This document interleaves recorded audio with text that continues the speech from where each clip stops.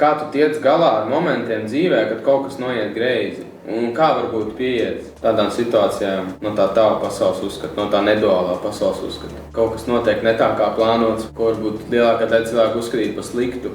Grāmatas nosaukums, jeb filozofijas nosaukums brīnuma kurss, vienā no traktējumiem nozīmē, ka praktizējot brīnuma kursu, praktizētājs iemācās redzēt, dzirdēt, just, uztvert un rēģēt un interpretēt visas pasaules situācijas citādi. Citādi nozīmē neduāli, ko tagad nevar izskaidrot, bet tieši tas ir brīnums, jo kaut ko redzēt, dzirdēt un just pasaulē, internetā vai televīzijas ekrānā un rēģēt cilvēciski.